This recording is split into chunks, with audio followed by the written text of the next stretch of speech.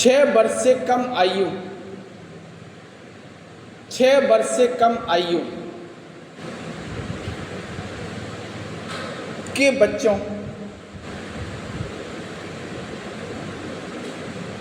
6 वर्ष से कम आयु के बच्चों के लिए प्रयास करेगा।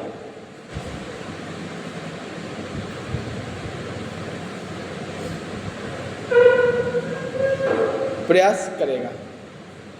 अब देखो 86वां संविधान संशोधन कब हुआ? 2002 में। यहाँ पर कहे 86वां संविधान संशोधन अधिनियम 2002। इसमें 2-3 चीजें हुई। एक तो इसमें फंडामेंटल राइट्स में संशोधन कर दिया गया, एक डीपीएसपी में कर दिया गया और एक फंडामेंटल ड्यूटीज में कर दिया गया। 3 जगह। फंडामेंटल राइट्स में क्या किया गया? अनुच्छेद 21 का शिक्षा को मौलिक अधिकार घोषित कर दिया गया। ठीक है। डीपीएसपी में क्या किया इन्होंने? अनुच्छेद 45 में पहले ये था मूल संविधान में कि राज्य 14 वर्ष से कम आयु के बालकों के लिए निःशुल्क और अनिवार्य शिक्षा का प्रावधान करेगा। राज्य क्या करेगा? डीपीएसपी में था कि 14 वर्ष से कम आयु के बालकों के लिए, 14 वर्ष से कम आयु के जो बालक हैं उन बालकों के लिए निःशुल्क और अनिवार्य शिक्षा का प्रावधान करेगा, ये लिखा था। लेकिन अपन को पता है कि डीपीएसपी बाध्यकारी नहीं है। डीपीएसपी को राज्य लागू करेगा, राज्य इन डीपीएसपी को नीति या योजना बनाते समय ध्यान में रखेगा, लेकिन उनको लागू करने के लिए राज्य के पास संसाधन चाहिए। जब राज्य के पास संसाधन होंगे तो राज्य इनको लागू करेगा। राज्य से यह आशा की जाती है कि राज्य जब भी नीति बनाए, शासन का कोई कार्य करे या मूलभूत नियम बनाए या कानून बनाए तो उनको बनाते समय डीपीएसपी को ध्यान में रखे। ठीक है। लेकिन साथ ही साथ ये भी कहा गया है कि यह न्याय योग्य नहीं है, इनको लेकर कोर्ट में नहीं जा सकते, तो राज्य बाध्यकारी नहीं है इनको लागू करने में। राज्य इनको तभी लागू करेगा जब राज्य के पास संसाधन होंगे। तो 1947 में जब हम आज़ाद हुए तब से लेकर 2002 तक राज्य के पास संसाधन नहीं थे कि वो शिक्षा को निःशुल्क कर पाए। 2002 में ही किया निःशुल्क। समझ रहे हैं आप बात को? तो 2002 में ही किया। तो 86वें संविधान संशोधन के द्वारा फंडामेंटल राइट्स में संशोधन या एक नया आर्टिकल जोड़ा गया। डीपीएसपी में जो 45 था अनुच्छेद, मूल संविधान में ये लिखा था कि राज्य 14 वर्ष से कम आयु के बालकों के लिए निःशुल्क और अनिवार्य शिक्षा का प्रावधान करेगा। लेकिन जैसे ही ये वाला पैटर्न यहाँ पहुँचा फंडामेंटल राइट्स में, तो यहाँ पर तो फिर कोई मतलब ही नहीं है इसका, क्योंकि जब ये मौलिक अधिकार हो गया तो मजबूत कहाँ पर होगा? डीपीएसपी में कि मौलिक अधिकार में? मौलिक अधिकारों में। तो फिर यहाँ पर ये कह दिया गया 45 में कि 6 वर्ष से कम आयु के बच्चे, 6 वर्ष से कम आयु के बालकों के लिए राज्य प्रयास करेगा। और राज्य करता है 6 वर्ष से कम आयु के बालकों के लिए प्रयास, आंगनबाड़ी के माध्यम से करता कि नहीं करता? तो अनुच्छेद 45 के द्वारा राज्य क्या करता है? 6 वर्ष की आयु के बालकों के लिए प्रयास करता है। तो पहले ये था 14 वर्ष वाला, इसको बदल के ये लिख दिया गया। ठीक है। इसके साथ ही फंडामेंटल ड्यूटीज जो है उसमें 11वां मौलिक कर्तव्य है, 51 का और का के नाम से है। इसमें यह है कि प्रत्येक माता पिता या अभिभावक या संरक्षक अपने बालकों के शिक्षा के अवसर उपलब्ध कराएंगे। ये उनका मौलिक कर्तव्य है। ठीक है। ये उनका मौलिक कर्तव्य है कि वह अपने बालकों के लिए शिक्षा के अवसर उपलब्ध कराएं। भले ही वो अच्छे स्कूल में ना भेज पाए, अगर गरीब है तो सरकारी में तो भेजेंगे, लेकिन भेजेंगे, पढ़ाने का प्रयास करेंगे। ठीक है। तो ये 3 प्रोविजन यहाँ पर किए गए थे 86 में। ठीक है। तो क्या लिखा था अपन ने? 6 वर्ष से। इसमें पहले 14 वर्ष वाला मैटर था।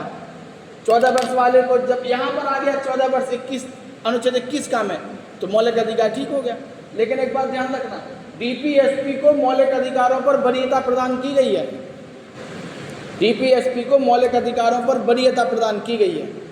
ठीक है, इतना ध्यान रखना।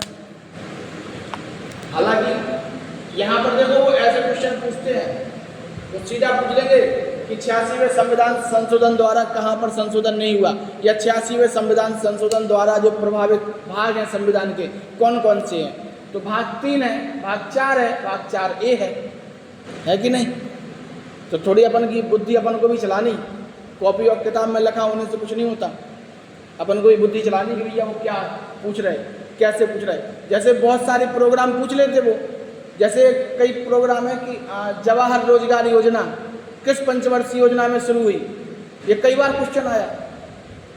जैसे पूछते पूरा PURA ये किस पंचवर्षीय योजना में शुरू हुई, तो आप योजनाओं को याद रखोगे ईयर के माध्यम से, और फिर आप पंचवर्षीय योजनाओं पढ़ोगे कब से कब तक लागू रही, तो वो कनेक्ट तो कर लोगे ना आपकी इस पंचवर्षीय योजना चल रही थी ये।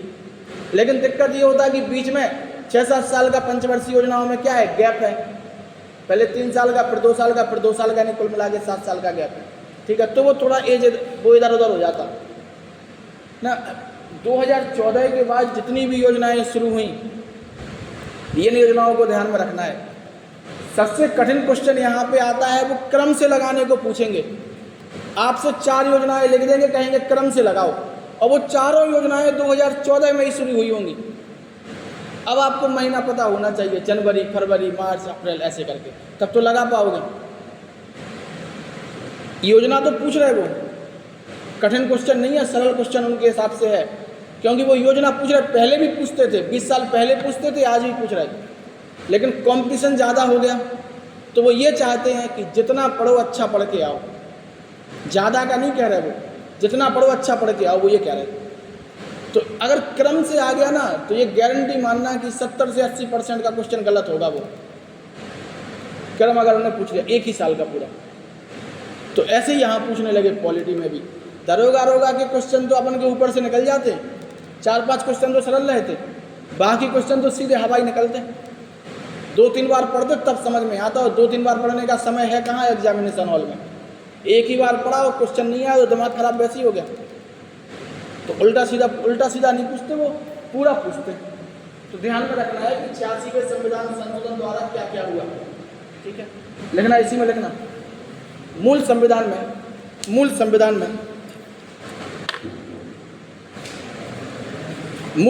में हाँ, इसी के आगे मूल संविधान में अनुच्छेद 45 में कहा गया था कि अनुच्छेद 45 में कहा गया था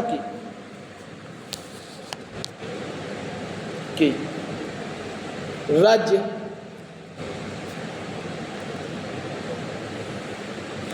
राज्य 14 वर्ष से राज्य 14 वर्ष से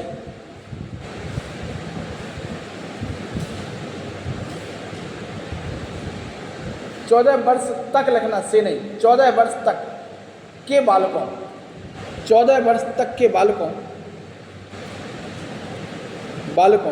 के लिए 14 वर्ष तक के बालकों के लिए निःशुल्क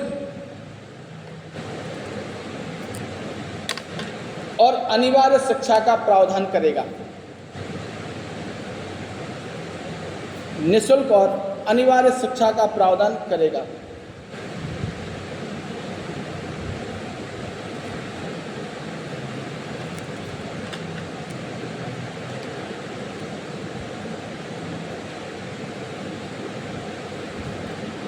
देखो अपन एक आर्टिकल पढ़ा था 40, अनुच्छेद 40 किससे संबंधित है? पंचायतों के गठन की बात कर रहा था। अनुच्छेद 40 जो DPSP में है वो पंचायतों के गठन की बात कर रहा था कि भैया पंचायतों का गठन करेगा राज्य, और साथ ही साथ राज्य पंचायतों को मजबूती भी देगा। मजबूती कैसे मिलेगी पंचायतों को? उनके पास फंड की व्यवस्था होगी, तब तो वो काम कर पाएंगे। फंड ही नहीं होगा, आपकी नौकरी लग गई और सैलरी मिल नहीं रही, तो कैसे काम करोगे? तो फंड की व्यवस्था होगी तब तो काम होंगे। तो ये कहा गया कि पंचायतों का गठन करेगा, साथ ही साथ पंचायतों को अधिकार देगा, अधिकार और शक्ति, और साथ ही साथ इनको स्वायत्त बनाने का प्रयास करेगा। अभी नगर पालिका वाले आपके घर के सामने आ जाए नाली साफ करने के लिए, आपने पैक करके रख ली और कचरा जमा हुआ है तो वो अलग कर देंगे और नाली साफ करके चले जाएंगे कि नहीं? उनके पास अधिकार है, शक्ति है उनके पास। अगर उनके पास शक्ति नहीं होती तो वो कर पाते? तुम तो लठ लेके बैठे ही हो, कर पाते हो? बताओ, नहीं कर पाते। तो अधिकार भी चाहिए और शक्ति भी चाहिए, बिना शक्ति के कार्य नहीं होगा। ठीक है, आप सिंपल सी बात सोचो, जब सड़क बनती है, अगर इस गली में सड़क बन रही है तो यहाँ जैसे ही सड़क बनेगी तो लोग अपने घर के बाहर बैठेंगे कि हमारी नाली ना टूट जाए, हमारा पाइप ना टूट जाए, थोड़ी सी आगे बढ़ा दो, थोड़ी पीछे कर दो। करते कि नहीं कहते? नेतागिरी शुरू हो जाती, तभी तो ठेकेदार लोग गली गलियों का काम लेने में बहुत आनाकानी करते कि नहीं भैया होनी चाहिए। तो यहाँ पर पंचायतों के गठन की बात है ना, डीपीएसपी में था, ये मूल संविधान में था डीपीएसपी में, लेकिन पंचायतों को लागू करने के लिए हमें संशोधन करना पड़ा संविधान में। 73वां और 74वां, 73वां नगर पंचायतों का और 74वां नगर पालिका का 1992 के करीब। आप सोचो, आज़ादी के कितने साल बाद, 40-45 साल बाद पंचायतें लागू हो पाई ठीक ढंग से। क्यों? समय लगा सरकार को, उनके पास फंड नहीं था। अभी तुम अपने घर पे कहो कि हमें अलग कर दो और पैसा हर महीना पापा से लो, तो उनके ऊपर एक एक्स्ट्रा वो नहीं आ जाएगा, बोझ नहीं आ जाएगा, बर्डन। और पैसे की व्यवस्था वहाँ पर है नहीं। ठीक है, अगर 4-5 लाख कमा रहे थे वो कहेंगे हाँ ठीक है हो जाओ, हम तो चाहते ही हैं भागो यहाँ से, है ना। वो कहेंगे कि कोई दिक्कत नहीं, हम देंगे तुम्हें। तो ऐसे ही पंचायतें हैं। सरकार ये देख रही थी कि हमारे पास वैसे ही पैसा कम है, फंड है नहीं, अगर ये संस्थाएं जैसे जैसे बनाएंगे जो उनको फंड चाहिए, तो धीरे धीरे इनका डेवलपमेंट किया गया। जब पंचायतें शुरू की गई ना, तो सबसे पहले नागौर से शुरू किया गया, राजस्थान में सबसे पहले नागौर से, ठीक है, राजस्थान से। लेकिन ये कहा गया राज्यों से कि आप भी अपने यहाँ शुरू करो। भाई आपके पिताजी ने आपको अलग कर दिया, अब अपने भाई से कह रहे, अपने साले से कह रहे, अपने जीजा से कह रहे कि तुम भी अलग करो अपने अपने बेटों को। तो वो कहेंगे भैया हमारी स्थिति आपके जैसी नहीं है, अभी नहीं कर पाएंगे, हम पहले हम व्यवस्थाएं कर लें उसके बाद कर पाएंगे। सेम यही यहाँ पर। तो धीरे धीरे करते करते समय लग गया, तो फिर संशोधन करना पड़ा। राजीव गांधी ने प्रयास किया था, 64वां 65वां संविधान संशोधन लेके आए थे, लेकिन वो गिर गया, पास नहीं हो पाया। फिर आगे चल के 1992 में ये पास हुए, तब जाके पंचायतों को लाभ मिला। और आज पंचायतें क्या हैं? आज पंचायतें इतनी सशक्त हैं कि चुनाव जीतने के लिए मोबाइल, पायल, साड़ी, गहने तक दिए जाते। कितनी सशक्त हो गई पंचायतें। अपने ललितपुर में ही ऐसी पंचायतें हैं जिनका चुनाव लड़ने के लिए व्यक्ति 1 करोड़ रुपए की व्यवस्था कर लेते कि नहीं कर लेते। बहुत सारी पंचायतें हैं। अभी एक वो सीरीज आई थी,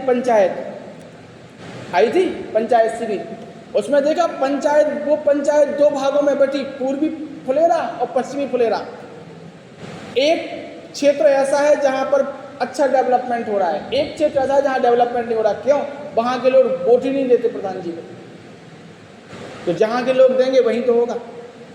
समझ रहे हैं बात होती है। तो कितनी सशक्त पंचायत होंगे, जब वो आपको इतना सामान बांट सकते, पैसा बांट सकते, तो कितनी सशक्त होंगी, है ना। एक पंचायत थी, नाम याद नहीं आ रहा, राजस्थान में थी, एक लड़की थी छवि रजावत नाम से, MBA की थी शायद। जब वो उसने पंचायत का चुनाव लड़ा, MBA करने के बाद, नौकरी छोड़ने के बाद, अभी सर्च करना गूगल में मिल जाएगा आपको, वो पंचायत बहुत आगे निकल गई थी, मतलब ठीक ठाक डेवलपमेंट वहाँ पे हो गया था उस पंचायत में। अभी अपने यहाँ की पंचायतों की स्थिति तो अलग है। अपन गांव से ही तो आते अपन सब।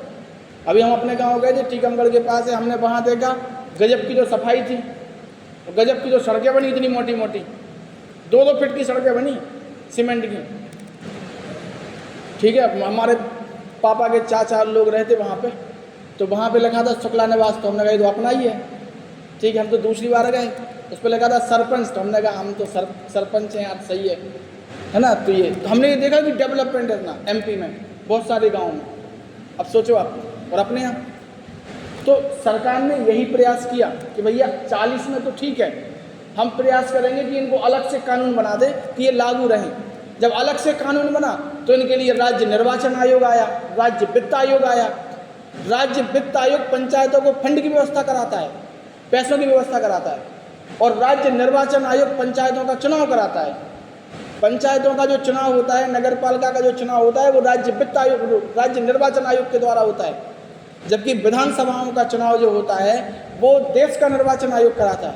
आपको विधायक बनाना है तो देश का निर्वाचन आयोग चुनाव कराएगा। अगर आपको प्रधान या पार्षद बनाना है तो कौन कराएगा? राज्य का निर्वाचन आयोग।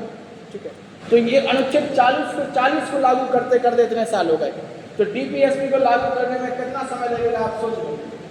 जब संसाधन होंगे तब लागू किया जाएगा। ठीक है, लाइन चेंज करना, लाइन चेंज करना।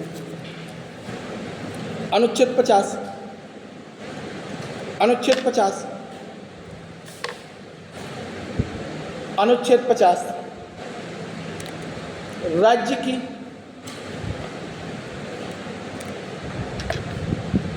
लोक सेवाओं में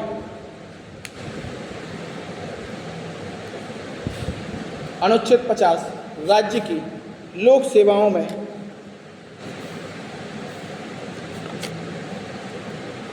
न्यायपालिका को न्यायपालिका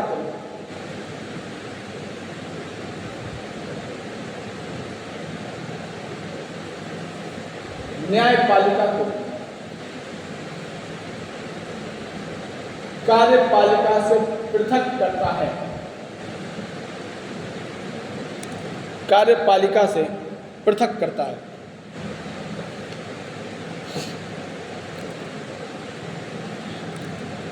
अच्छा, भारत की न्यायपालिका कैसी है? अपन ने विशेषताओं में पढ़ा था, स्वतंत्र है, स्वतंत्र है न्यायपालिका। न्यायपालिका और कार्यपालिका के पृथक्करण की बात की गई। दोनों अलग अलग होंगे, दोनों अलग अलग होंगे, एक ये होंगे एक ये होंगे, दोनों मिले नहीं होंगे इस टाइप से। अगर मिले होंगे तो यहाँ पर दिक्कत हो जाएगी ना। सरकार जो करेगी, राज्य जो करेगा वो सब सही हो जाएगा, फिर तो न्यायालय सरकार के पक्ष में हो जाएगा। फिर तो सरकार ने कुछ किया, कोई कानून बनाया, भले ही वो संवैधानिक नहीं हो, न्यायपालिका क्या कह देगा? सरकार के साथ ही है, वो कह देगा हाँ ठीक है। फिर सुप्रीम कोर्ट के बाद कहाँ जाओगे तुम? कहीं नहीं जा पाओगे। उसके बाद तो नहीं जा पाएंगे ना अपन। प्रीवी काउंसिल वाला मैटर तो खत्म है आज़ादी के बाद से, क्योंकि भारत में सर्वोच्च न्यायालय क्या है? अंतिम न्यायालय है। अपन लोग क्या कहते हैं कि ठीक है, अब नहीं हरा पाए तो तुमने गलत कर दिया, ठीक है, भगवान देखेगा। अब भगवान किसको देखेगा? तो वहाँ थोड़ी ना पहुँच जाएंगे कि अपन पहुँच गए, मोदी जी पहुँच गए, है ना। तो भैया हाँ बताओ, भगवान कहेंगे गलत किया तो नहीं। तो ये अलग अलग किया गया है दोनों को। भैया इनका काम अलग है, कार्यपालिका का, और न्यायपालिका का काम अलग है। कार्यपालिका कानून को लागू करेगी, न्यायपालिका उस कानून की जांच करेगी कि जो कानून बनाया गया है कार्यपालिका के द्वारा वो कानून संविधान सम्मत है या नहीं है, ये देखेगी। कानून का निर्माण विधायिका करेगी, विधायिका कानून का निर्माण करती है और कार्यपालिका कानून को लागू करती है, और न्यायपालिका ये जांच करती है कि जो कानून विधायिका ने बनाया और जिस कानून को कार्यपालिका लागू करने जा रही है वह कानून संविधान के सम्मत है या नहीं है, संविधान के अकॉर्डिंग है या नहीं है। ठीक उसी तरह जिस प्रकार से चाय बनाते, घर की महिलाएं ऐसे हाथ में लेके चाट के देख लेते कि कैसी बनी है, तो जांच कर लेते।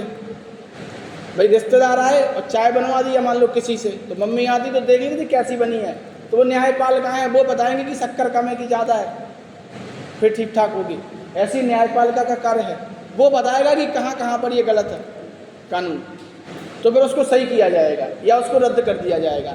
ऐसा ही एक कानून आया था NJAC, national judicial appointment commission, जिसको सुप्रीम कोर्ट ने रद्द कर दिया। सुप्रीम कोर्ट ने कहा कि कहीं पर ऐसा प्रावधान नहीं है संविधान में कि न्यायालय के न्यायाधीशों की नियुक्ति के लिए आयोग बनाया जाए, कहीं नहीं लिखा है संविधान में, इसलिए यह गैर संवैधानिक है। तुमने आयोग कैसे बनाया? ये गैर संवैधानिक है, खत्म कर दिया।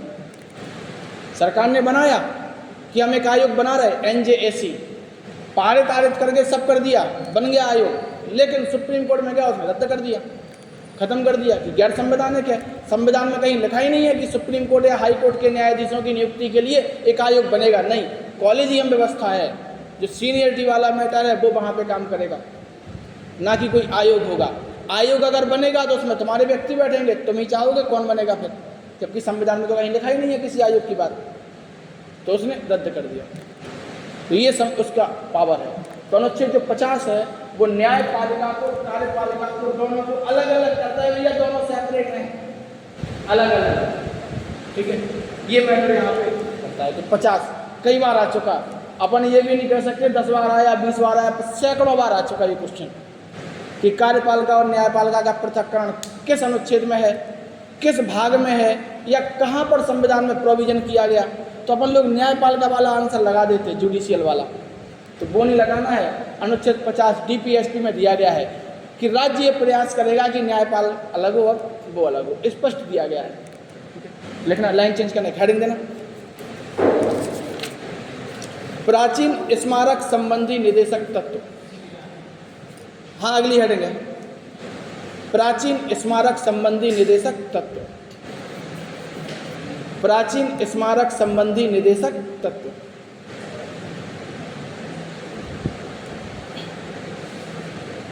उनके वीडियो देखते हो विकास दिव्य कीर्ति के? नहीं देखते, समझ में नहीं आते, क्योंकि वो तथ्यात्मक बात करते हैं, फैक्चुअल बातें करते हैं, नहीं आते समझ में। तो जहाँ पर जो दिल्ली में बच्चे रह रहे वो तुम्हारी उम्र के ही हैं, वो देख रहे हैं, उनकी समझ में कैसे आ रहा है? अपन खुद सोचो, उनकी समझ में कैसे आ रहा है? पढ़ रहे होंगे वो, तब तो आ रहा समझ में, पढ़ रहे होंगे ना, तो यही तो पढ़ना है अपन को। उनके हैं बहुत सारे डले हैं, अगर आप उनको देखोगे तो एक बहुत अच्छी आपकी समझ विकसित हो जाएगी। वो पूरा करने के बाद पेपर में जैसे क्वेश्चन आएंगे आपको वहाँ से मिलेंगे वनडे एग्जाम में, और डायरेक्ट सॉल्व हो जाएंगे, कठिन नहीं लगेंगे आपको। आप कहोगे ये तो हम याद कर करके मर जाते, जो यहाँ पे आराम से याद हो गया। तो समय निकाल के, जैसे अपन ठलुआ बैठ रहे थे घंटा के लिए, ऐसे समय निकाल के एक एक वीडियो 2-2 ढाई घंटे 3-3 घंटे के हैं, एक आध तो 4 घंटे का भी है शायद, तो धीरे धीरे करके उनको खत्म कर लिया। 10 दिन में खत्म कर लो एक वीडियो, जब सुना ना कि 1 दिन में खत्म करो, थोड़ा थोड़ा करते गए, कॉपी रखे और लिख के खत्म कर लो। उसमें बहुत सारी चीज़ें हैं, आपको हर जगह से सोचने समझने की क्षमता पैदा हो जाएगी। जैसे लोग कुछ नहीं कुछ बोल देते ना लोग, कह रहे ऐसा होता तो ऐसा होता, जैसे अभी ये हुआ था युद्ध वाला मैटर, तो कह रहे अब तो 2 दिन और चल रहा था, नहीं कह रहे थे कि 2 दिन और चल रहा था युद्ध पाकिस्तान के साथ, सीज फायर हुआ 2 दिन और चल रहा था। तो अपन तो PUBG समझ रहे थे कि मज़ा आ रहा है। IPL का एक मैच देखा, 1 ओवर, फिर तुरंत न्यूज़ देखी कि क्या हो गया, अपनी मीडिया और बड़ी, कह रही इस्लामाबाद पहुंच गए, है ना, कराची पहुंच गए ये। जबकि भारत का आपने देखा होगा ना, जो जितने भी प्रेस कॉन्फ्रेंस हुई सब में उन्होंने सटीक शब्दों का प्रयोग किया। उन्होंने कहा कि हमारा जो लक्ष्य था या हमारा जो अटैक था वो बिल्कुल सटीक था और निश्चित था, सिविलियन पे वार नहीं किया। किसी भी देश के अगर नागरिकों पर आप वार करोगे, हमला करोगे, तो वो सबसे बेकार माना जाता है। आर्मी लड़े वो बात अलग है, नागरिकों पर हमला सबसे बेकार माना जाता है, उस बहुत नीचता होती है, वो तुच्छता होती है वो।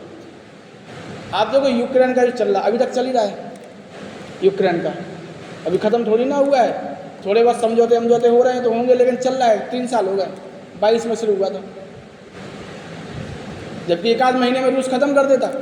अमेरिका 1955 में वियतनाम में घुस गया, 1955 में, जब अमेरिका बहुत शक्तिशाली था, परमाणु बम फोड़े उसने दूसरे विश्व युद्ध में, और वो शक्तिशाली बन गया था दुनिया में, वो बन गया था राजा दुनिया का। 1955 में घुस गया, कहाँ पर? वियतनाम में। 1975 में हार के निकला, हार के। अब सोचो आप, इतना बड़ा देश, हमारी लड़ाई, मान लो अपन की लड़ाई किसी से हो जाए, मोहल्ले के छोटे से, गरीब से, कमज़ोर से, लेकिन उसके साथ दूसरे मोहल्ले के 50 लोग खड़े हैं, तो अपन हरा पाएंगे उसको? ऐसे यहाँ पर है, यूक्रेन के साथ पूरा यूरोप है और रूस अकेला,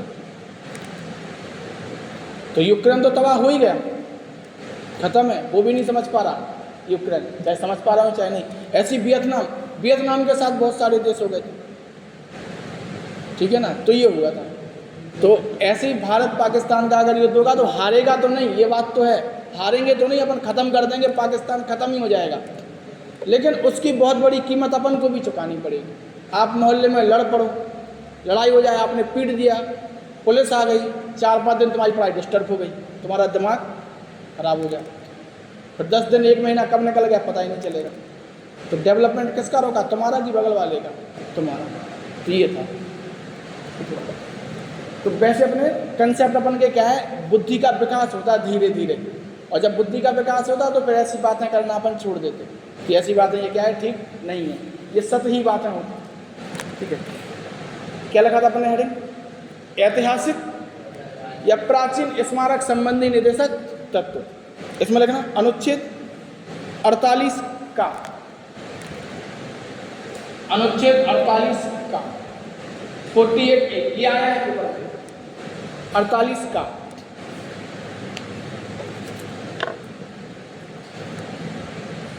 देश के पर्यावरण संरक्षण, देश के पर्यावरण संरक्षण और संवर्धन का, अनुच्छेद 48 का देश के पर्यावरण संरक्षण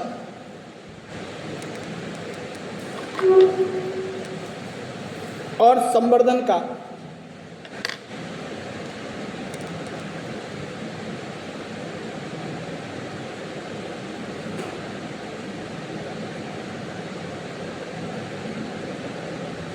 तथा वन और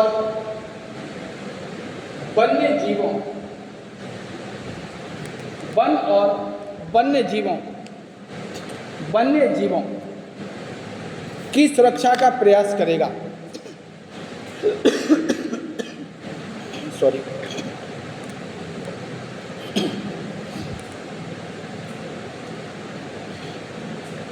अनुच्छेद 48 का क्या कहता है, 48A या 48 का, ये मूल संविधान में नहीं था, इसको जोड़ा गया।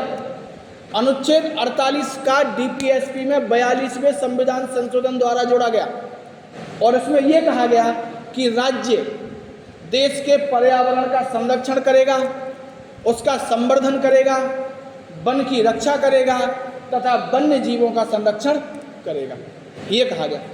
अब देखना राज्य क्या करेगा, 48 का कब जोड़ा गया, 42वें संविधान संशोधन 1976 के द्वारा जोड़ा गया। 42वें संविधान संशोधन 1976 के द्वारा डीपीएसपी में अनुच्छेद 48 का जोड़ा गया या 48A जोड़ा गया। इसमें यह कहा गया कि राज्य देश के पर्यावरण का संरक्षण करेगा, राज्य देश के पर्यावरण का संवर्धन करेगा, राज्य वन की रक्षा करेगा, वन का संवर्धन करेगा, साथ ही साथ वन में रहने वाले जीवों की रक्षा करेगा, वन में रहने वाले जीवों की क्या करेगा, रक्षा करेगा। ये राज्य का कर्तव्य है, राज्य का कर्तव्य है। तो देखो राज्य में पर्यावरण का संरक्षण करने के लिए EPA 1986 एनवायरमेंटल प्रोटेक्शन एक्ट, पर्यावरण संरक्षण अधिनियम 1986 पारित किया।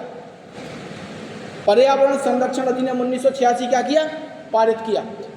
पेपर में आया था पिछली बार या उसके पहले आया था ROE में कि PCS में आया था शायद, कि पर्यावरण संरक्षण 4 अधिनियम लिख देते वो, उन 4 अधिनियम को मिलान करो, जल अधिनियम, वायु अधिनियम, पर्यावरण अधिनियम, संरक्षण, ऐसे लिख देते वो। ठीक है, तो सरकार ने क्या किया, संसद ने क्या किया, पर्यावरण संरक्षण अधिनियम क्या किया, पारित किया 1986 में। जो पर्यावरण संरक्षण अधिनियम है ये छाता विधान अधिनियम है। अपन लोग एनवायरमेंट पढ़ेंगे, पॉलिटी खत्म करेंगे तो छोटे छोटे टॉपिक उठाएंगे पहले, है ना, जनगणना हो गई, खनिज हो गई, ये सब 15-20 दिन में ख़त्म करके, इनको कहते हैं मिसलेनियस। ठीक है, इनको ख़त्म करके फिर पहुँचेंगे नेक्स्ट सब्जेक्ट पे। ठीक है, EPA को कहते हैं छाता विधान, छाता विधान अधिनियम, छाता विधान अधिनियम कहते हैं। एक छाता होता है इस टाइप से, बहुत सारी पीली लगी रहती हैं उसको सपोर्ट देने के लिए। तो पर्यावरण को सपोर्ट देने के लिए क्या है, एक तो पर्यावरण संरक्षण अधिनियम हो गया। ठीक है, इसके साथ साथ जो जल अधिनियम है, जब हम जल को स्वच्छ बनाए रखेंगे तो जीव जंतु भी स्वस्थ रहेंगे, मानव भी स्वस्थ रहेगा, पर्यावरण भी स्वस्थ रहेगा। वायु को अपन स्वच्छ बनाएंगे तो हम भी स्वस्थ, पर्यावरण भी स्वस्थ और जीव जंतु भी स्वस्थ। तो ये सपोर्ट देंगे, ये तीली के रूप में है, इसलिए इसको अम्ब्रेला अधिनियम भी कहते हैं, पर्यावरण संरक्षण अधिनियम को। जब पेपर में क्वेश्चन आया था 18-19 में तो हमें पता ही नहीं था कि इसको क्या कहते, छाता विधान, पढ़ा ही नहीं था तब एनवायरमेंट। तो क्वेश्चन आया था पीसीएस में, ही पता ही नहीं था तो अटेम्प्ट भी नहीं किया। फिर बाद में पता चला कि छाता विधान का मतलब ये होता है कि सबको जो तीलियाँ होती हैं वो सपोर्ट दे रहा है एक एक्ट को। भाई पर्यावरण को अपन को सुरक्षित रखना है, अच्छा रखना है, तो कैसे रखेंगे? एक तो वायु को स्वच्छ बनाएंगे, ध्वनि प्रदूषण जो है वो भी कम करेंगे, इसके साथ साथ जल स्वच्छ बनाएंगे, पेड़ पौधे लगाएंगे, ये सब। तो ईपीए 1986 में पारित हुआ। भोपाल गैस कांड हुआ था, कब हुआ था? 84 में, 85 में। तो इसके बाद आया था ये ईपीए। भोपाल गैस कांड में क्या हुआ कि एक यूनियन कार्बाइड की फैक्ट्री थी, उसमें से मिसाइल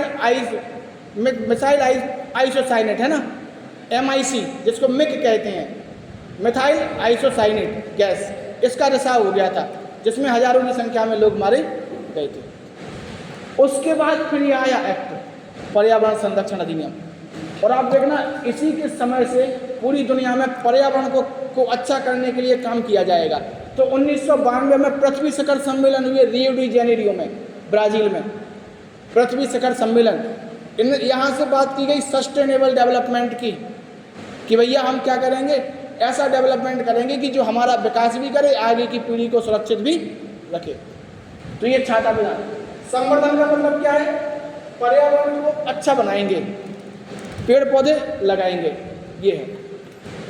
वन की रक्षा करेंगे, साथ ही साथ वन्य जीवों की रक्षा करेंगे। वन की रक्षा कैसे करेंगे? वन लगाएंगे, अभी देखते कि पेड़ पौधे लगाए जाते हैं।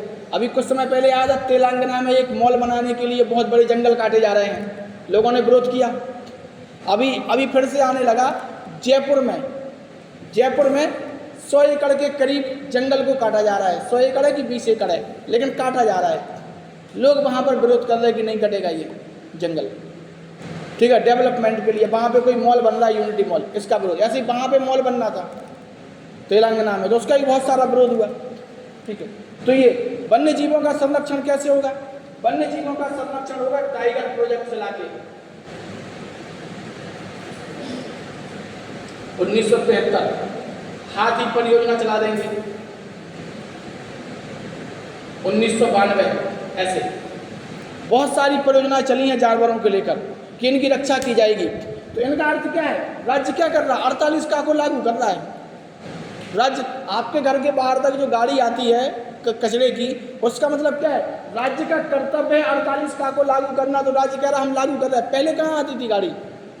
राज्य के पास पहले पैसा नहीं था, अब पैसा आ गया, संसाधन आ गए, तो राज्य ने गाड़ी भेज दी घर तक, है ना। अब तो उसके साथ गाड़ी के साथ एक व्यक्ति भी आता है, वो गेट खटखटाता है, अगर आप बाहर नहीं खड़े तो भैया कचरा डाल दो गाड़ी में।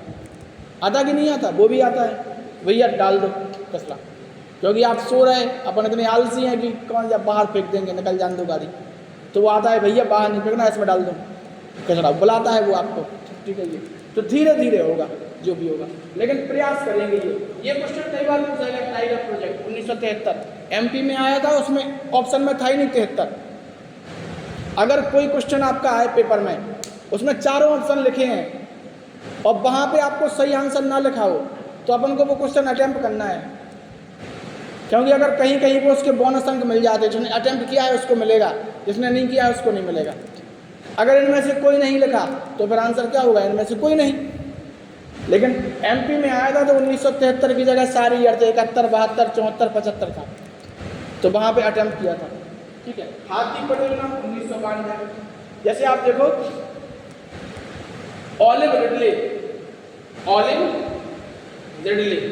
ये क्या है? ये कछुआ है, ये यहाँ पर आते भारत में, इस तट पर, इस क्षेत्र में, और यहाँ पर आते प्रजनन करते, बच्चे पैदा करते, चले जाते। तो इसका मतलब क्या है कि ये बहुत अच्छी जगह है इनके लिए। तो सरकार ने यहाँ और डेवलपमेंट यानी यहाँ के पर्यावरण को बचाने के लिए विशेष कार्यक्रम चलाए, ठीक है ना। ये है, तो ये परियोजनाएं अपन को ध्यान में रखना है, धीरे धीरे आ जाएंगी सब, ठीक है। तो 48 का है, मूल संविधान में नहीं था, 42वें संविधान संशोधन द्वारा जोड़ा गया। इसमें लिखना लाइन चेंज करके, ये लिखते जाना परियोजना कब है, अधिनियम कब है, धीरे धीरे छोड़ दो। तुम कहा कि पॉलिटी है तो हम पॉलिटी ही लिखेंगे, नोबेल पुरस्कार थोड़ी ना मिलना है ना अपन को। लिखना लाइन चेंज करके। अनुच्छेद 49 के तहत अनुच्छेद 49 के तहत राज्य प्रत्येक, अनुच्छेद 49 के तहत राज्य प्रत्येक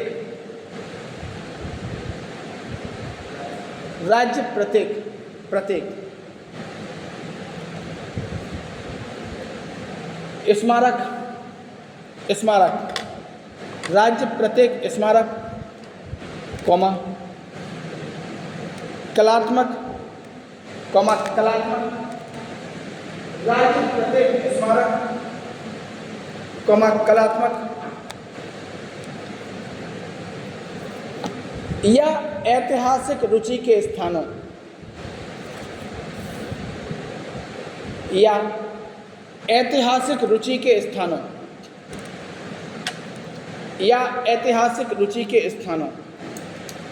को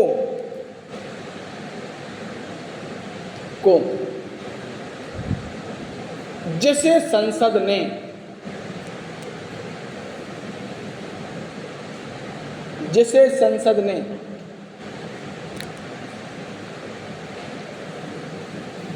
राष्ट्रीय महत्व का घोषित किया है, जिसे संसद ने राष्ट्रीय महत्व का घोषित किया है।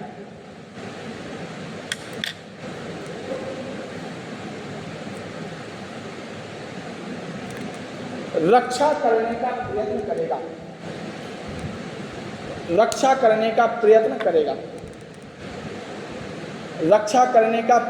करेगा।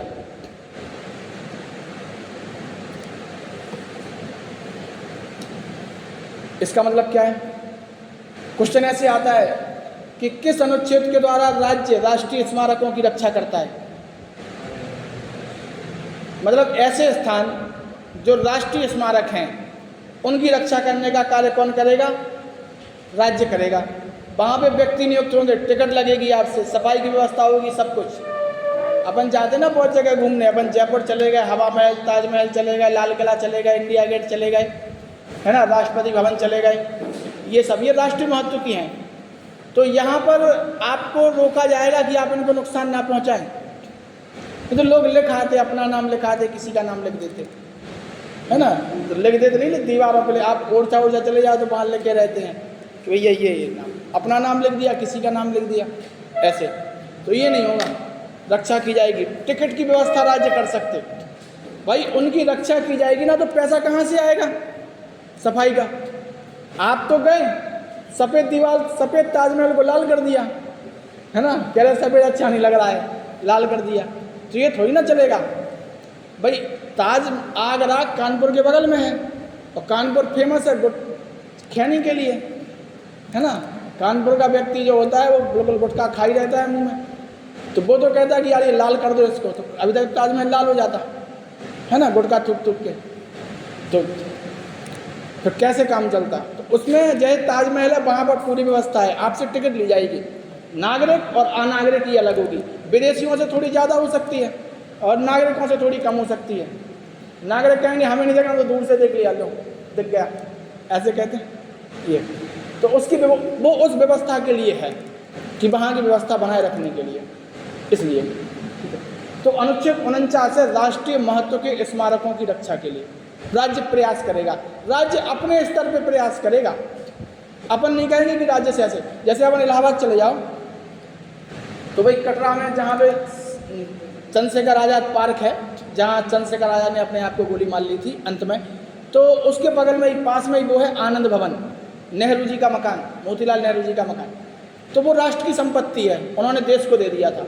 आप वहाँ पे जाओगे तो वहाँ पे आपको जैसा था वैसा ही मिलेगा, वही कुर्सी, वही टेबल, वही मीटिंग के लिए एक कुर्सी डली, बगल में टेबल डली, बगल में कुर्सी डली, पूरा घर उनका। आनंद जो भवन है वो पूरा, हम तो गए हैं, एक बार देखा है, पूरा सब कुछ लगा है, बोर्ड जो पेंटिंग पहले टंगी थी वो सब, और लिखा भी है कि यहाँ पर वो क्या करते थे, यहाँ पढ़ते थे, यहाँ सोते थे, यहाँ खाना खाते थे, यहाँ बैठते थे, इस टाइप से सब कुछ वहाँ पे है। वो राष्ट्रीय महत्व का है। अब तुम गए कुर्सी डली, जाके पसर गए, है ना, और ऐसे ऐसे हिल रहे हो तो टूट नहीं जाएगी, खराब नहीं हो जाएगी, तुम्हें मना करेंगे फिर उसको भी मना करना पड़ेगा, इसलिए उनको क्या है अलग से रख दिया। कई जगह कांच के बॉक्स बना दिए, कई जगह वो कांच लगा दिए कि भाई दिखे, अंदर ना जाए। नहीं तो अपन नेहरू जी के पलंग पे ही सो जाएं कि चाचा हैं नेहरू जी तो हमारे, हम भतीजे हैं उनके, है ना। तो ये तो अपन है भाई। और इलाहाबाद के लड़के तो वैसे ही, तो वहाँ पे टिकट लगती है 10 रुपये, 5 रुपये, 15। हम लोग वहाँ पे जो, तो हम लोग लगा था कि ऐसे चले जाते होंगे। तो वहाँ गए तो पैसे मांगने लगे। तो हमारा एक दोस्त है यहीं के हैं, शुक्ला जी, कह रहे हमारे नेहरू जी और हमसे पैसे मांग रहे। तो कह रहे जाओ नेहरू जी से पूछ के आओ पहले। वो कह रहा कहाँ जाएँ? तो कह रहे ऊपर जाओ। तो कह रहा पड़ा, वो कह रहा तुम तो मरवाने फिर रहो, 10 रुपये की टिकट लगती है।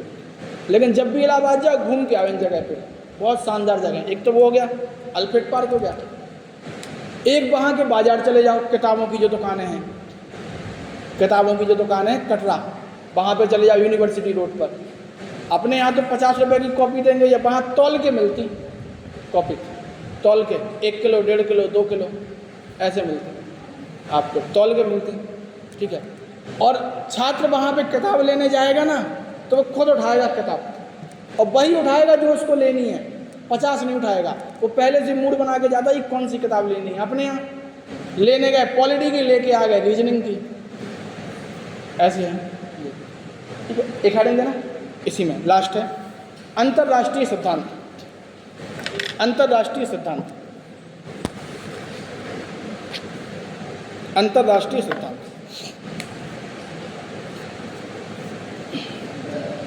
अंतर्राष्ट्रीय सिद्धांत। अनुच्छेद क्या बताइए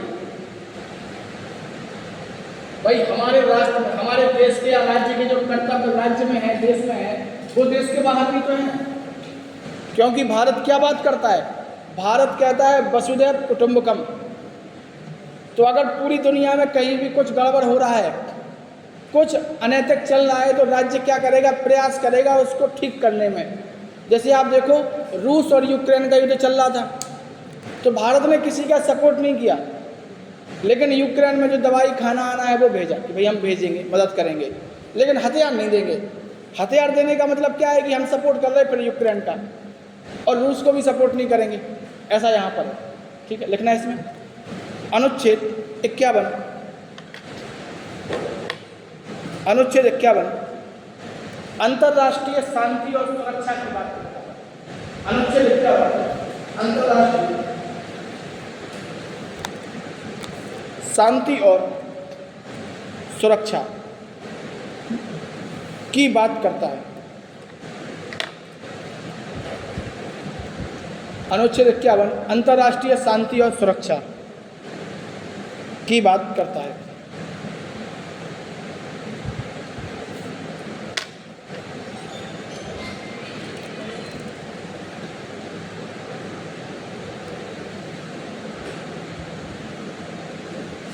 अब इनमें अंतर क्या है? फंडामेंटल राइट्स और डीपीएसपी में अंतर,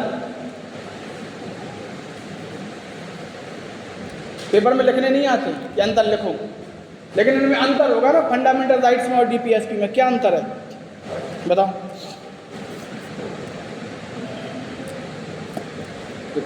अपन ने पढ़े तो हैं पहले, मूल अधिकार नकारात्मक प्रकृति के हैं।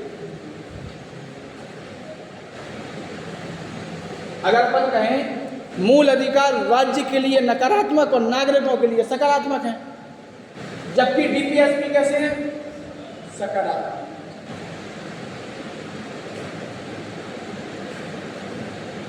इसके बाद मौलिक अधिकार न्याय योग्य है, और डीपीएसपी न्याय योग्य नहीं है।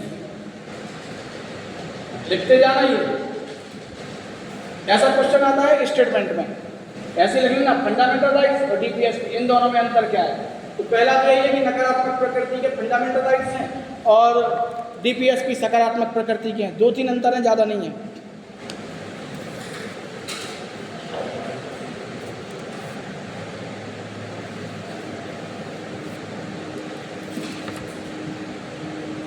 अगर अपन कहें फंडामेंटल राइट्स नकारात्मक प्रकृति के हैं, मौलिक अधिकार नागरिकों के लिए सकारात्मक और राज्य के लिए नकारात्मक हैं, क्योंकि मौलिक अधिकार राज्य को कुछ ऐसा करने से रोकते हैं जो नागरिकों के मौलिक अधिकारों के विरुद्ध हो।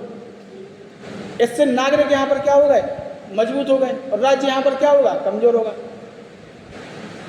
डीपीएसपी सकारात्मक प्रकृति के हैं, क्योंकि डीपीएसपी में संविधान ये कहता है राज्य से कि राज्य ऐसा करेगा जिनसे जो नागरिक हैं या जो व्यक्ति हैं उनका जो जीवन स्तर है वो बेहतर हो सके, तो पॉजिटिव है।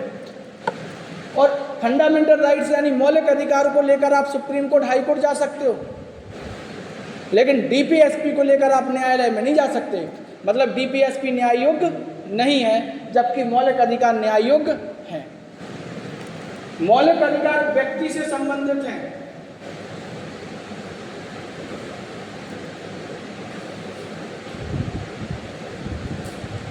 और डीपीएसपी राज्य से संबंधित।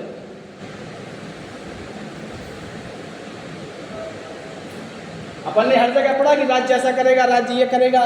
डीपीएसपी में कहीं ये नहीं लिखा कि राज्य ये नहीं करेगा, कहीं लिखा नहीं, मौलिक अधिकार में लिखा कि राज्य ये नहीं करेगा। मौलिक अधिकार व्यक्ति से संबंधित हैं, जबकि डीपीएसपी राज्य से संबंधित हैं।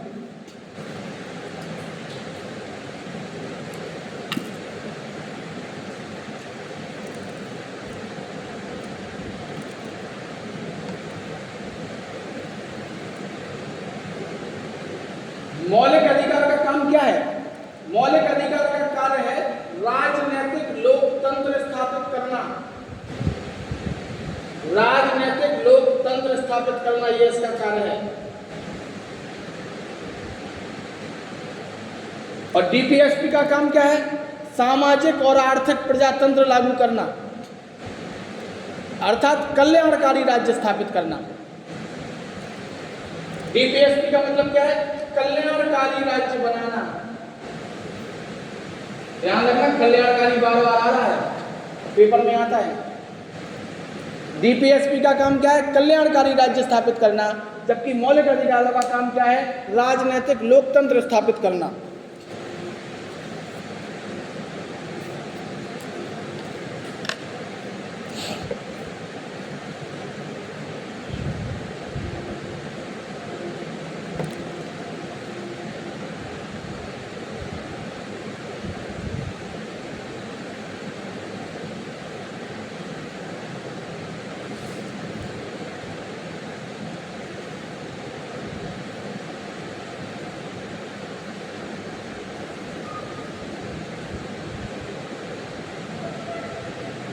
फंडामेंटल राइट्स पूर्ण नहीं है, आत्यंतिक नहीं है।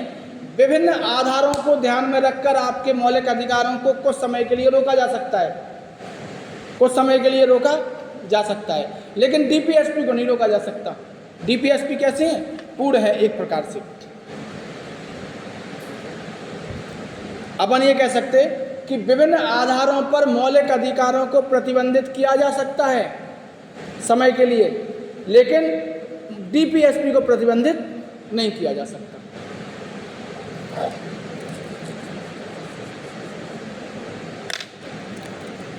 अपन इसमें एक ये भी कह सकते कि मौलिक अधिकारों को निलंबित किया जा सकता है।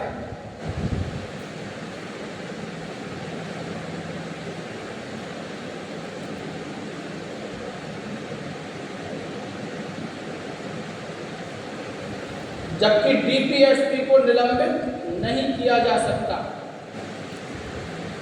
सरकार जब लागू करेगी, राज्य जब राज्य के पास संसाधन होंगे, तो निलंबित करने का मतलब ही नहीं है।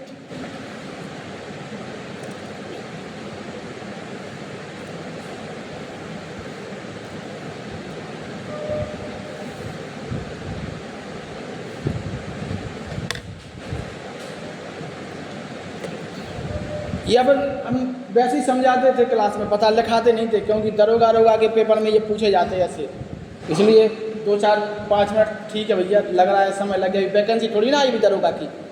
जब आ जाएगी तो स्पीड पकड़ लेंगे अपन। जब फ़ोन आता है कि जल्दी हो, लड़ाई हो गई, तो गाड़ी भगाते, फिर कहते कि आ जाना यार, लड़ाई होने वाली है, वैसे ही पहुँचते। जब युद्ध की डेट तय हो जाएगी तो फिर युद्ध करेंगे।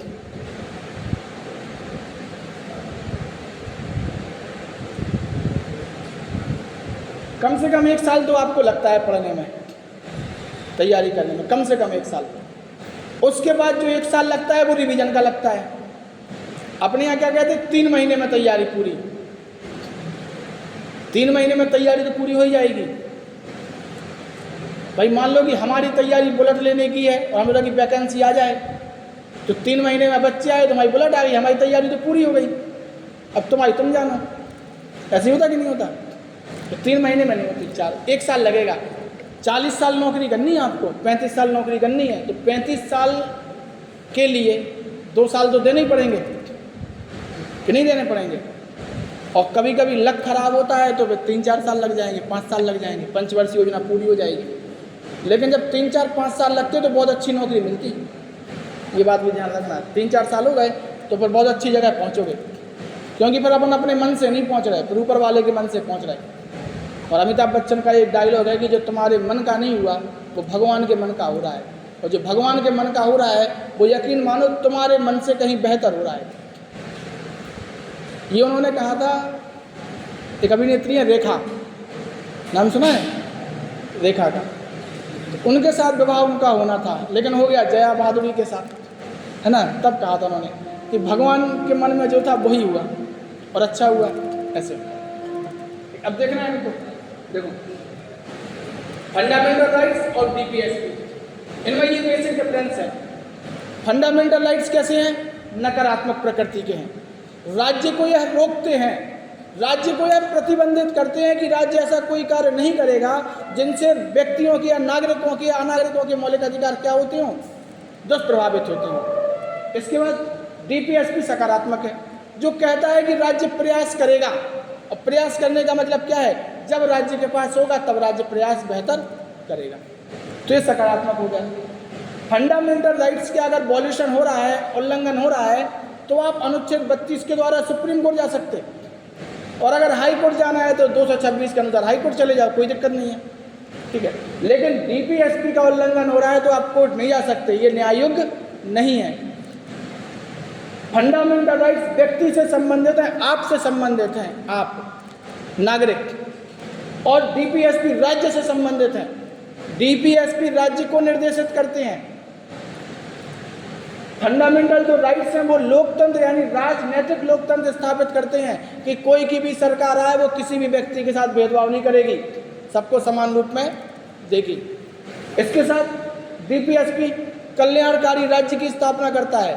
डीपीएसपी को ये मतलब नहीं है कि हम ये जो काम कर रहे हैं वो क्या है, अगर उससे वेलफेयर होता है तो वो काम किया जाएगा। इसके बाद फंडामेंटल राइट्स पूर्ण नहीं है। फंडामेंटल राइट्स पर प्रतिबंध लगाया जा सकता है, इन्हें रोका जा सकता है, लेकिन डीपीएसपी पूर्ण है, इन्हें रोकने का काम नहीं है, ठीक है। फंडामेंटल राइट्स को निलंबित किया जा सकता है, डीपीएसपी को नहीं। फंडामेंटल राइट्स में भी अनुच्छेद 20 और 21 हैं जो आपातकाल में निलंबित नहीं होते, बाकी सभी निलंबित हो सकते हैं। अपन कह रहे हैं ना फंडामेंटल राइट्स, तो यहाँ पर अनुच्छेद 20 और 21 को छोड़कर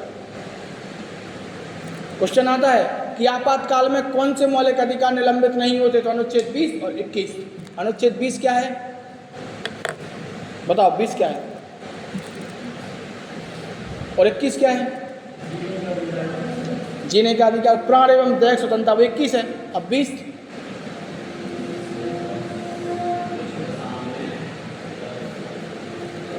गिरफ्तारी एवं निरुस्त संरक्षण, 20 ही है कि 22 है? पलटो पेज।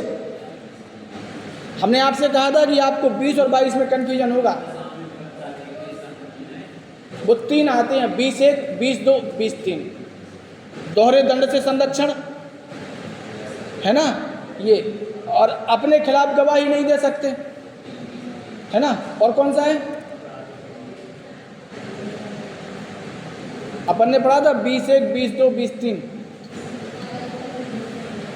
पहला तो है दोहरे दंड से संरक्षण, फिर है कार्योत्तर विधियों से संरक्षण, और फिर क्या है? आत्माभिशंसन से संरक्षण। ये 3 है। आपको कन्फ्यूजन 20 और 22 में होगी, 20 और 21 में नहीं होगी, ध्यान रखना। तो 20 और 22 दोनों अलग अलग सेपरेट।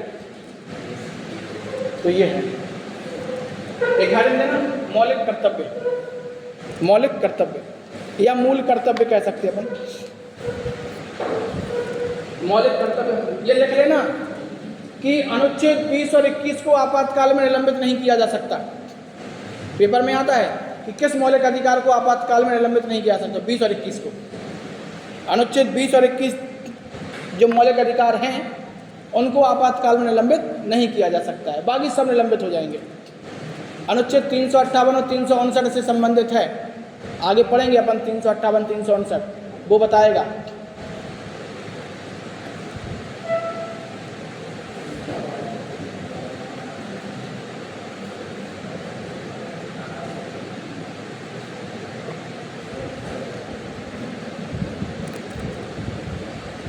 मौलिक कर्तव्य,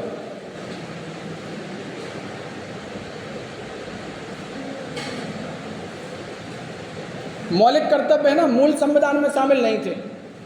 मौलिक कर्तव्य मूल संविधान में शामिल नहीं थे। स्वर्ण सिंह समिति की सिफारिश पर इसे संविधान में शामिल किया गया। कौन से संविधान संशोधन द्वारा? 42वें। तो अपन ये कह सकते कि मौलिक कर्तव्य हैं या मूल कर्तव्य हैं, फंडामेंटल ड्यूटीज़ हैं, वो मूल संविधान का हिस्सा नहीं थे। आगे चल के यह सोचा गया, विचारकों ने यह देखा और सोचा कि जिस प्रकार से व्यक्तियों के मौलिक अधिकार हैं उसी प्रकार से इनके कुछ मौलिक कर्तव्य राष्ट्र के प्रति होने चाहिए। भाई आपका मौलिक अधिकार तो शिक्षा प्राप्त करने का है, राज्य ने आपको पढ़ा दिया, आपके घर वालों ने आपको पढ़ा दिया, लेकिन जैसे ही आपकी नौकरी लगी आप अलग हो गए, तो आपका मौलिक कर्तव्य भी तो होगा कुछ उनके प्रति करने का, कि नहीं होगा? तो वही राज्य आपको बहुत कुछ दे रहा है, लेकिन राज्य आपसे भी कुछ मांगता है थोड़ा बहुत, कि ये चाहिए भैया सफल नागरिक बनने के लिए। नागरिक बनने के लिए आप में ये मौलिक कर्तव्य पूरे आपको करने चाहिए, तब जाके आप क्या है नागरिक बनोगे, जिससे राष्ट्र का उद्धार होगा। कई बार कहा जाता है, जो विचारक हैं वो ये कहते हैं, अगर आप पढ़े लिखे हो गए, समझदार हो गए, तो फिर आप राजनीति चेंज कर सकते हैं, देश की जो धारा है वो बदल सकते हो। और नेता कभी नहीं चाहेगा कि उसकी जनता पढ़ी लिखी हो, पर वो समझ जाएगी ना जनता कि क्या कर रहे हैं क्या नहीं कर रहे हैं, तो नेता चाहेगा। नेता हमेशा गरीबों की बस्ती में क्यों जाता है? क्योंकि वहाँ पे गरीब हैं, अनपढ़ हैं, उनको भावनात्मक रूप में उनके यहाँ चाय पी लेंगे, बैठ जाएंगे, कुर्सी पे बैठ जाएंगे, खाना खा लेंगे, वो वोट दे देगा। पढ़े लिखे के यहाँ नहीं जाता ज़्यादा, क्योंकि उनको पता है कि ये पढ़े लिखे हैं, ये उसी को वोट देंगे जो इनके समझ में आ रहा होगा। तो शिक्षा जो है आपको सिखाती है, मौलिक अधिकार जो हैं वो आपको प्रदान किए गए, और मौलिक कर्तव्य राज्य आपसे आशा करता है कि आप ऐसा करोगे राष्ट्र को आगे बढ़ाने में। मौलिक अधिकार तो न्याय योग्य हैं, आप कोर्ट जा सकते राज्य के विरुद्ध, लेकिन अगर आपने किसी मौलिक कर्तव्य को पूरा नहीं किया तो सरकार या राज्य आपके खिलाफ कोर्ट नहीं जा सकती।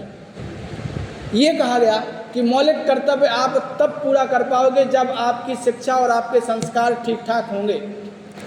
ये आपके शिक्षा और संस्कार पर डिपेंड करेंगे मौलिक कर्तव्य।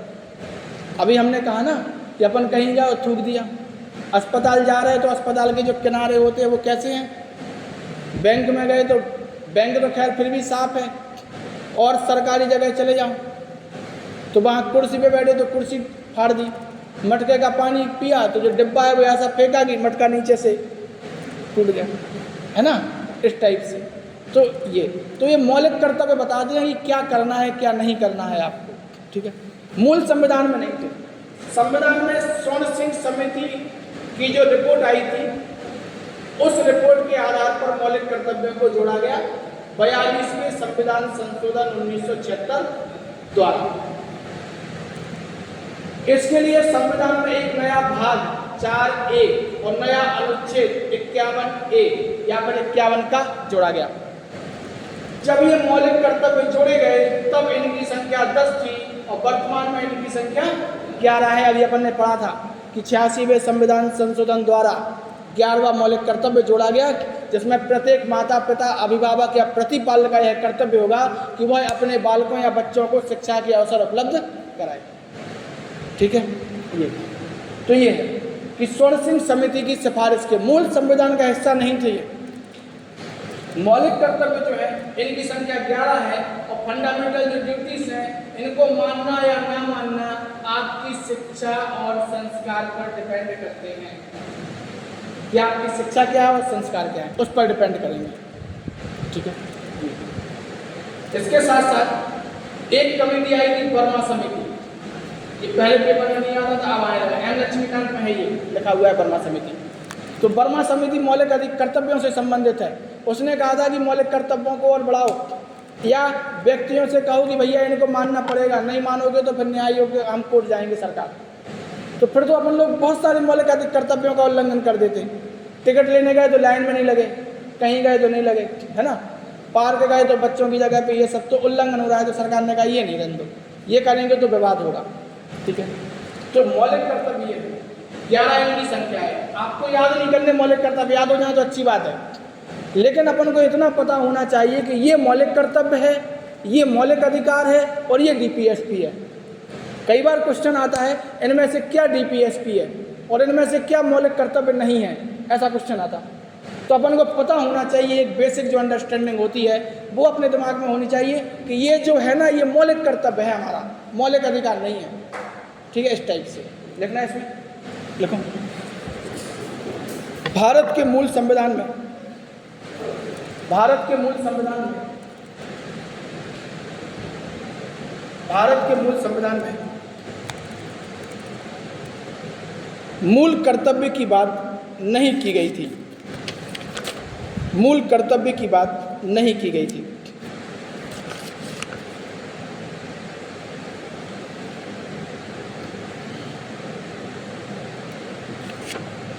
बात नहीं की गई थी। स्वर्ण सिंह समिति की सिफारिश पर, ये लिखा है, ये क्वेश्चन आता है स्वर्ण सिंह समिति, किसी का गलत नहीं होता, और अगर आपका हो गया तो इसका मतलब फेल ही होगा फिर तो। स्वर्ण सिंह समिति की सिफारिश पर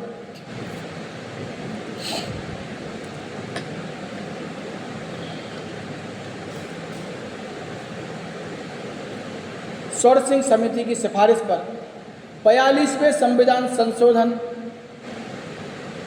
1976,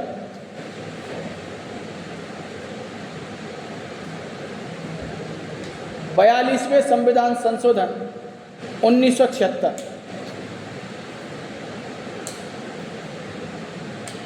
42वें संविधान संशोधन 1976 द्वारा संविधान में जोड़े गए।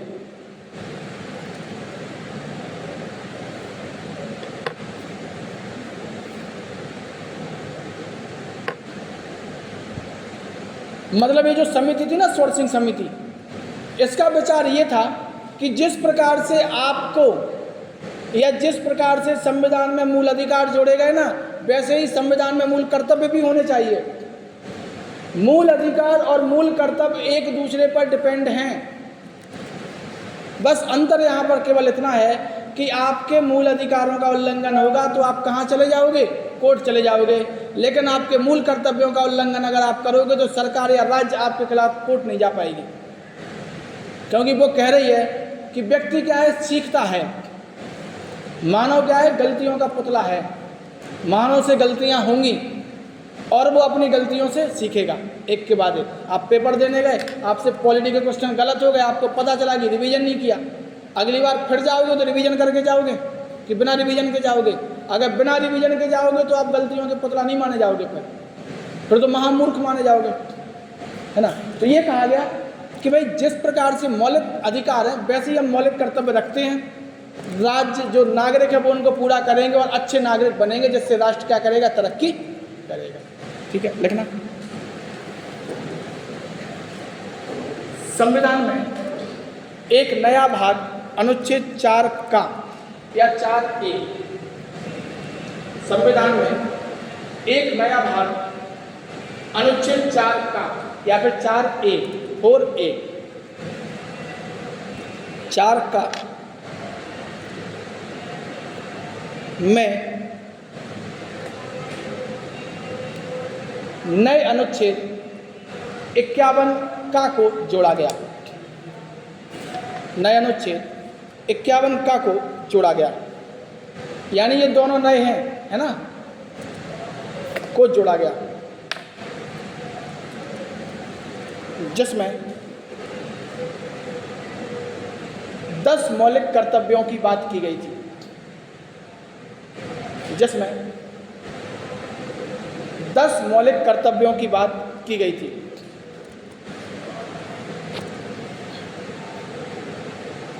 दस मौलिक कर्तव्यों की बात की गई थी।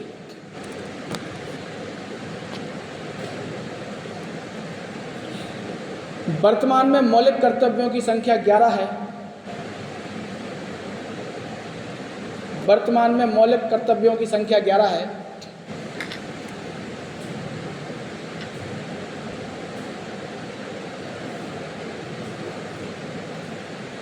ग्यारहवां कौन सा है अभी बताया था?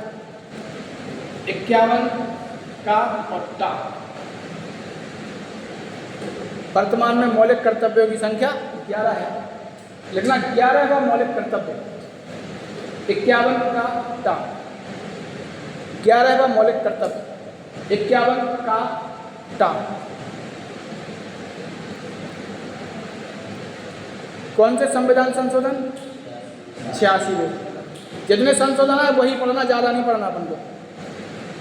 11वां मौलिक कर्तव्य 51 का टा 86वें संविधान संशोधन 2002 द्वारा जोड़ा गया। 86वें संविधान संशोधन 2002 द्वारा जोड़ा गया।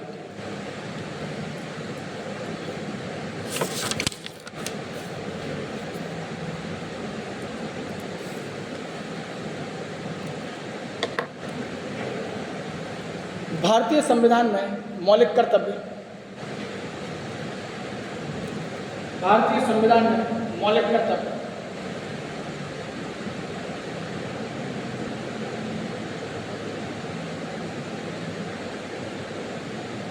सोवियत संघ यूएसएसआर, सोवियत संघ यूएसएसआर, यूएसएसआर से प्रेरित हैं।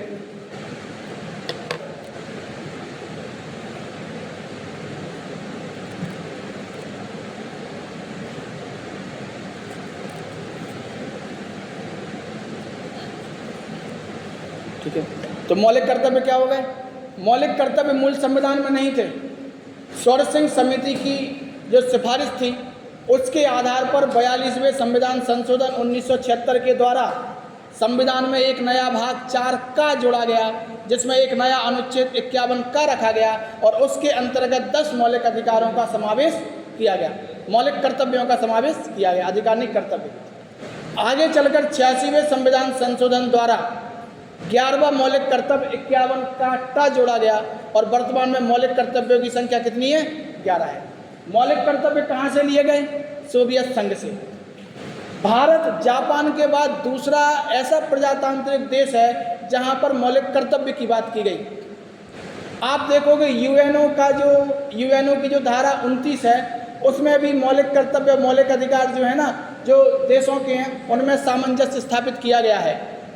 ठीक वैसे ही भारत में मौलिक कर्तव्यों की बात की गई। मौलिक कर्तव्य बाध्यकारी नहीं है, आपको मानना है मानो, नहीं मानना नहीं मानो, लेकिन मौलिक कर्तव्य डिपेंड करेंगे आपकी शिक्षा और आपके संस्कार पर। आपके घर पे कोई रिश्तेदार आया, आपके पिताजी ने नमस्कार किया, वहीं तुम पसरे पलंग पे, तुमने कुछ नहीं किया, ना अभिवादन किया, ना नमस्कार किया, ना पैर छुए, कुछ नहीं, तो व्यक्ति क्या सोचेगा? कहेगा कुछ नहीं तुमसे, वो जाएगा कहेगा बहुत उद्दंड है, नालायक है ना उनका लड़का। तो ये फिर बाद में पिताजी क्या कहेंगे? पिताजी इस कृत्य के लिए आपको कूट सकते हैं, लेकिन राज्य आपको सजा नहीं दे सकती कि आपने मौलिक कर्तव्यों का पालन नहीं किया। राज्य कहता है, मौलिक कर्तव्य कहता है कि हम संविधान का पालन करेंगे, राष्ट्रध्वज का संविधान करेंगे और संविधान के द्वारा स्थापित की गई संस्थाओं का आदर करेंगे। अपन लोग तो कभी कभी सुप्रीम कोर्ट को गाली दे देते संविधान को, संविधान अच्छा नहीं है।